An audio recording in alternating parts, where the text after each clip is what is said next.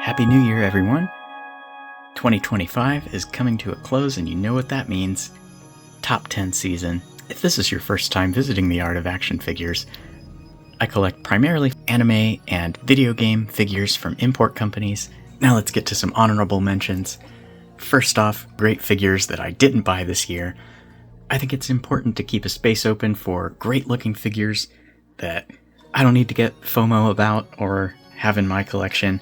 Off the top of my head, the Wukong figure from InArt, the Sexy Ice Manticora, both astonishingly good-looking figures. Don't need to own them, but they're very pretty. Some highlights from SHFiguarts, Ochaka from My Hero Academia, Demon Slayer, looks like it had some really good releases. I like Shinobu's design quite a lot. One that I might still pick up, depending on what SHF and other brands do with the IP, the Rei Ayanami from Evangelion. Reveltech has had some amazing looking figures this year. The Attack on Titan figures, the Ninja Gaiden figures. I had some mixed feelings about their Chun-Li, and I do have the Jury on pre-order, but it hasn't arrived yet. And finally, honorable mention to all of the third-party Dragon Ball figures that didn't make my top 10. A few that I've really enjoyed this year: the Demoniacal Fit, Bojack, Trunks, Black Hole Toys, Majin Vegeta, the KW Cell Juniors, the LS Moro, which I just got the other day and am pretty impressed with so far, OC Toys Vegito, and the WoW Studio Kaioken Goku. All of them are a little bit rough around the edges, which is just to be expected with third-party figures, but I've really enjoyed the breadth of characters and great accessory loadouts. With that, let's jump into the top 10. The rules are simple. It came out in 2025. I own it. I like it. I consider everything from packaging, accessories, sculpt, deco, engineering, quality control, range of motion. I think all of these figures are great. None of them is perfect, and it might sound like I'm nitpicking as I go through them, but that's just because those are the things I rely on to make ordering this list possible. At number 10, from the artist formerly known as Kong Studio, it's Beast Deities Broly. People turned on this figure so hard this year, and I can definitely see why. It was hard to get. It's got some flaws, it has no ab crunch. The head sculpt is a little naff. Yes, he is huge. For me, I would like Broly to be the biggest, most imposing figure in the collection, so this fits very well. It also makes it easier to pose group battle scenes, which is my favorite part about the DBZ movies, especially Broly Movie 8. So until Tamashii decides they would like to print more money, Beast Deities Broly is holding the spot down in my collection and is my number 10 figure for 2025.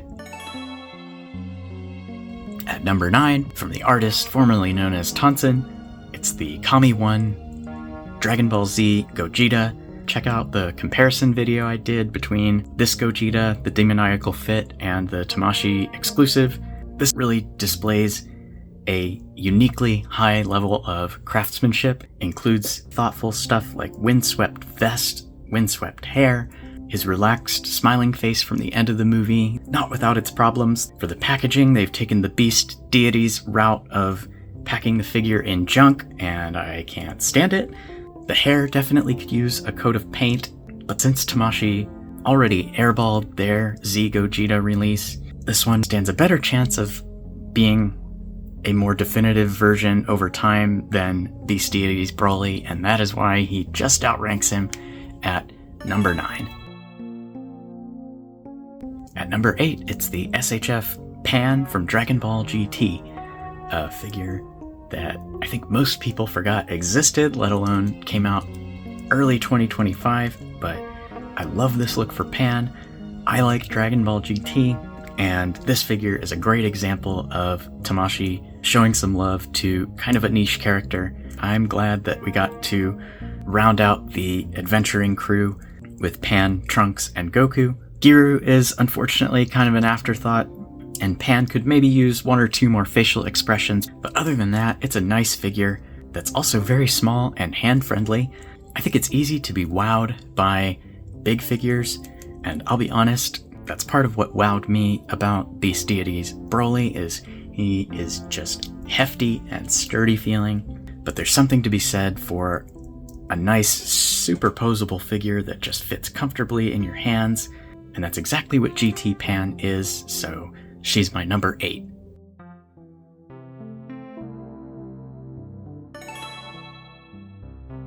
At number 7, it's the SHF Super Saiyan Son Goku Games Begin from Dragon Ball Z.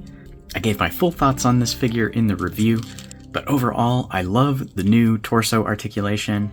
I'm a little bit confused by the neck, and after some time, I really don't like the boot articulation that they added. I just don't think it adds enough value. If it's not going to go backward and increase the knee bend, which is another pain point, I think this could use just a little bit more knee bend range. But aside from that, it's a long-awaited refresh for Dragon Ball's main character. The only other thing holding this figure back is it seems to have had kind of a shaky landing as far as quality control. I don't think it's quite as bad as Boy from the Future Trunks' first release, but I have seen a variety of issues. My copy's okay, but the left leg and left bicep are a little bit looser than I'd like. And like I said, yeah, the boot hinge just makes him so unstable. It's a little bit frustrating now after some time.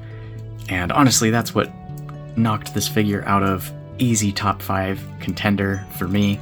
The sculpt is outstanding. Like I said, I love the torso and shoulder articulation. I think the new knees look great. Just need a little bit more knee range. And one more major problem, the games can't begin without the host.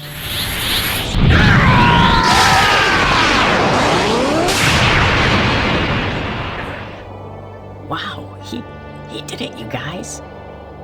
Goku defeated Cell. Hey, yeah, far out. Gosh, I didn't know he had it in him. Hmm? Hmm?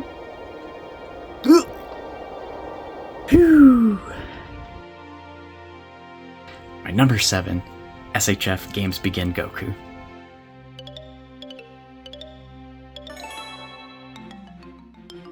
At number 6, it's the SHF 40th Anniversary V-Jump exclusive Kid Goku. This is the highest ranking Dragon Ball figure on my list. This one's a bit of a novelty that leans a little bit more into the art side of Figuarts than the figure side, but personally I love that. My favorite thing about it is it's just a piece of art come to life in your hands. As a figure collector, this has much more appeal to me than the relief sculpture art pieces that Tamashii started making this year. And honestly, I think they've stumbled on a great formula for exclusives that goes beyond the shiny recolor or we're gonna re-release this P Bandai thing. Niche figures pulled straight from the artwork. It's not higher on the list because it was kind of expensive as a V-Jump exclusive that only got a limited New York Comic Con release in the US. And the figure itself is finally an appropriate size for Kid Goku, but a little bit limited in the articulation, even compared to the Daima Goku Mini, which I'm surprised by, because he's really not that much smaller. He's got some weird stuff going on, like visible pins on the elbows and knees. My number 6 is SHF 40th Anniversary Kid Goku. Now for the top 5. At number 5, Storm Arena Ryu from the Street Fighter Alpha series. You could take your pick between Ryu and Ken, as they're recolors of the same figure with some different accessories. I give the edge slightly to Ryu because I like his design just a little bit more. I think of the two, he's the more iconic character, and for some reason, Storm didn't think it was important for Street Fighter Ken to have a fighting face, so slight advantage for Ryu. I didn't review these figures because I got them pretty late compared to everybody. I stuck to my Big Bad Toy Store pre-orders because I got the pre-tariff price. I think they were under $30. Great quality figures for that price. They have import-style joints, tons of articulation packed in, just the essentials as far as accessories go. And I think for Ken and Ryu in particular, I really prefer their alpha looks as they're reminiscent of Marvel vs. Capcom 2 and the 90s Street Fighter anime, and Storm has executed these beautifully. The sculpts are sharp and fantastic, except for maybe the Hadouken hands. Those are kind of weird, to be honest. Looks more like a baseball glove than a human hand. For the most part, every joint on this figure is really smooth and tight, maybe a little bit too tight. But for some reason, every now and then, the hips just lock up and I can't move the leg on the ball joint. It happened while I was filming this video, so here's a demonstration. This is the weirdest problem I have ever had with a figure, where most of the time it's perfect and every now and then it just crashes like that. It's very weird. But apart from that, it's an excellent line. I really hope that Storm can get Darkstalkers out in 2026. As for the figures they released in 2025, my favorite is Ryu from Street Fighter Alpha, my number 5. Number 4 is Blocky's Charizard. I think Storm Arena is the new line to beat for most people this year, but for me, they have tough competition from the Blocky's Pokemon line. You do have to assemble these yourself, but once you do, the end result is something that feels much closer to an import figure than a model kit. If I could resurrect one SHFiguarts line, it's definitely the Pokemon line. I don't know what is keeping them from doing it, but the aftermarket prices are nuts, and I took a chance on this Blocky's Charizard after seeing some favorable comparisons to the SHFiguarts Charizard, and between the build quality, the articulation, tons of awesome flame effects, and the price, which kind of floats between $25 and $35 US, I was really impressed with it. Also, shout out to Blocky's smaller scale kits, which go for like $5 to $10. This year, they knocked out all of the Kanto starters, which is awesome. I love having all 3 of them. Charizard held the number 1 spot for the year for quite some time, and depending on the day, could still claim it, but today, it is number 4, Blocky's Charizard. At number 3, it's Figma 2B from Nier Automata. That makes 2 years in a row that Goth Icon 2B has ranked very high in my top 10. Last year, the SHFiguarts was actually my number 1, and with an additional year to perfect their precision booty technology, Figma has beaten out the SHFiguarts in just about every way. This figure is great to handle, it's super smooth, it gets better range of motion pretty much across the board, and something that was a big deal for me, she comes with the Greatsword Virtuous Treaty, which is just such an iconic weapon design from the game. It's kind of a shame that the SHFiguarts didn't include it, but I can see why. They kept their price down, their box is a little smaller. But for me, if I'm displaying 2B, she's gonna have the big sword. And man, the top 5 is really tough, similar to Charizard. 2B could be number 1 depending on the day, but today she is number 3.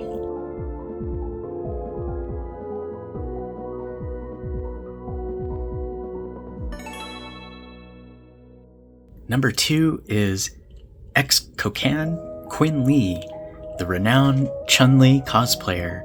I'm not kidding, that's what it says on the box.